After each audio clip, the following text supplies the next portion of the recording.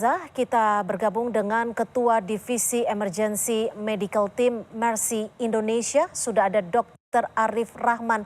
Selamat malam Dr. Arif. Assalamualaikum. Terima kasih sudah menyediakan waktunya di Sapa Indonesia malam. Waalaikumsalam warahmatullahi wabarakatuh. Terima kasih, Mbak. Ya, Dok, sekarang situasi terkini Rumah Sakit Indonesia di Gaza seperti apa situasinya? Apakah betul masih ada beberapa ataupun puluhan petugas medis yang terjebak atau seperti apa? Betul, jadi dalam 2 hari terakhir, militer Israel kembali menyerang kawasan di sekitar rumah sakit dan juga memasuki komplek rumah sakit gitu ya. Jadi sebelumnya penyerangan-penyerangan itu, penembakan-penembakan menggunakan drone itu hanya dilakukan di lingkungan sekitar rumah sakit, jadi tidak menyasar langsung rumah sakit. Nah, dalam 2 hari ini kemudian aktivitas militer di rumah sakit secara langsung meningkat. Bahkan pada penyerangan yang terakhir ini tidak didahului oleh peringatan atau perintah untuk melakukan evakuasi.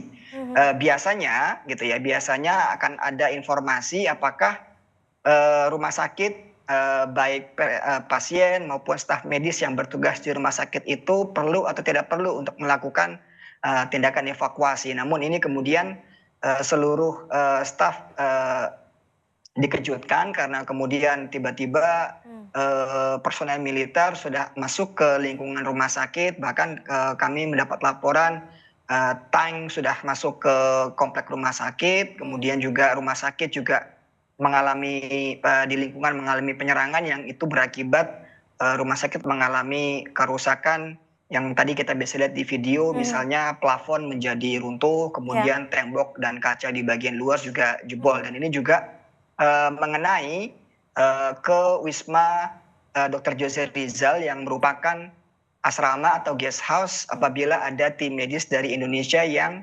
bertugas di rumah sakit Indonesia. Dan saat ini memang tinggal staf medis yang memilih bertahan untuk di rumah sakit berjaga-jaga seandainya kemudian pasca penyerangan ini korban baik yang luka maupun yang meninggal yang berasal dari masyarakat yang tinggal di sekitar rumah sakit kemudian datang ke rumah sakit untuk meminta bantuan. Begitu, Mbak. Saat peristiwa penyerangan terjadi, ada berapa pasien yang sedang menjalani perawatan di sana dan ada berapa relawan Indonesia?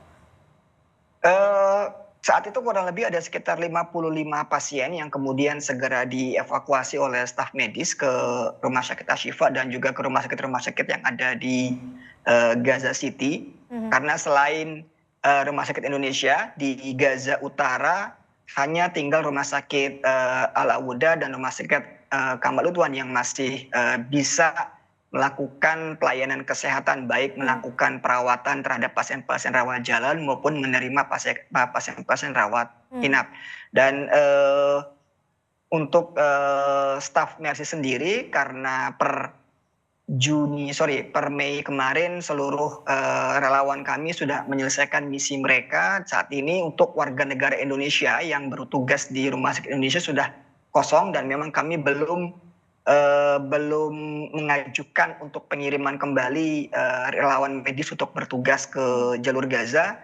Jadi di utara saat ini kami hanya memiliki staf lokal saja yang bertugas untuk menyalurkan bantuan dan juga menjembatani komunikasi antara Mercy Indonesia dan juga manajemen Rumah Sakit Indonesia dan juga dengan pihak Kementerian Kesehatan di jalur Gaza.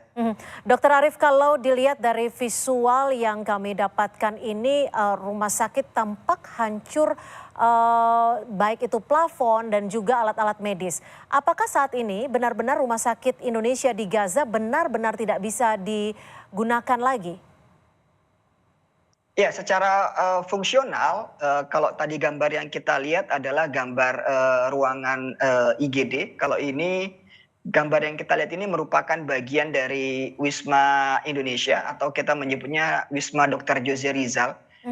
Secara fungsional kerusakan ruangan itu tidak memungkinkan untuk kemudian dilakukan tindakan apabila memang belum diperbaiki, terutama kalau mengenai kamar operasi. Jadi karena kita memahami bahwa kamar operasi itu harus steril untuk mencegah timbulnya infeksi pasca operasi gitu ya. Tapi kalau ruangan IGD, ruangan rawat inap itu dan ruangan-ruangan lainnya, apabila kemudian setelah dibersihkan itu biasanya kemudian ruangan tersebut bisa digunakan kembali oleh staf medis yang bertugas. Jadi pertimbangannya untuk penyelamatan nyawa, kemudian bagaimana menangani korban-korban yang datang, baik dewasa maupun anak-anak itu jauh lebih penting ketimbang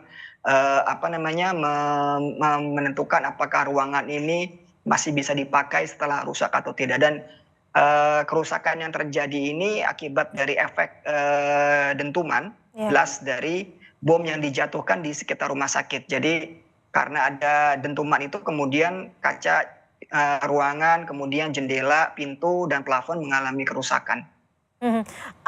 Untuk bantuan, apa sekiranya saat ini yang bisa ataupun yang dibutuhkan, yang paling urgent sekali?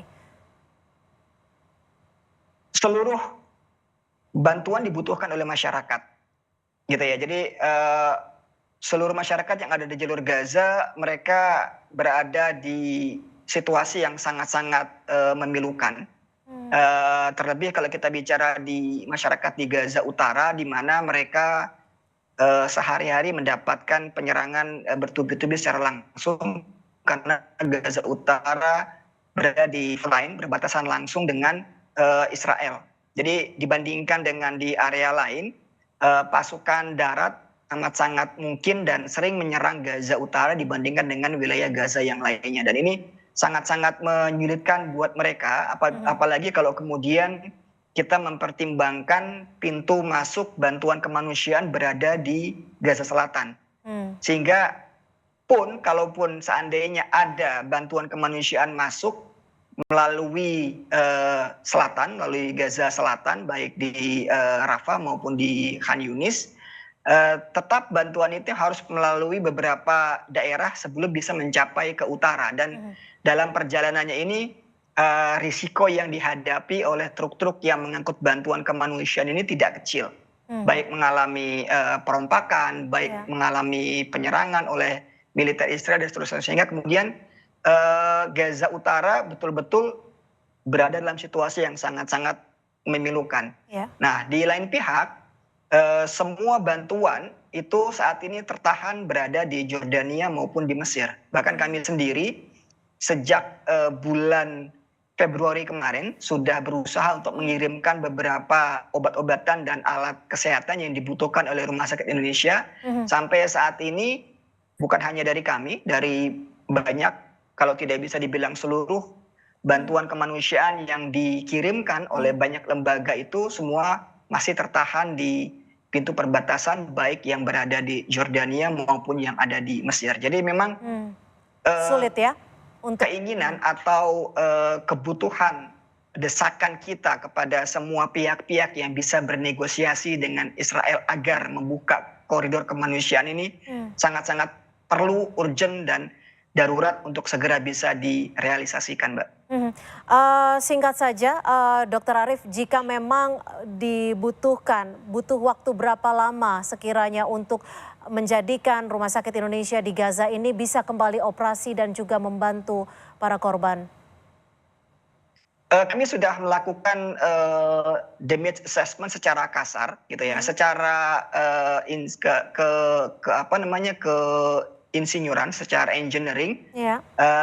Syukurnya rumah sakit ini tidak mengalami kerusakan konstruksi. Jadi tiang-tiang itu tidak mengalami kerusakan yang parah. Jadi kerusakan yang kita lihat hanya meliputi kerusakan pada dinding. Kalau kita bicara secara engineering, mengalami kerusakan di mechanical, electrical, dan juga arsitektural. Dan kami berharap seandainya situasi memungkinkan, maka upaya untuk rekonstruksi rumah sakit ini akan bisa kita lakukan dalam waktu 1 tahun paling lama agar kemudian kondisinya kembali seperti semula. Bahkan sebenarnya kami sudah berencana untuk melanjutkan pembangunan Rumah Sakit Indonesia fase ketiga untuk membangun pusat rawat jalan yang ada di seberang rumah sakit. Namun rencana ini selalu terganjal karena agresi dari militer Israel selalu terjadi dan berulang di Gaza Utara.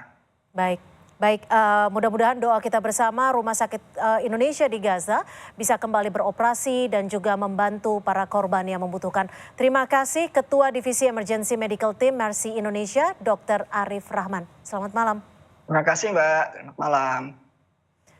Saudara, mantan Menkominfo Budi Ari membantah tudingan dirinya menerima fee demi melindungi situs judol.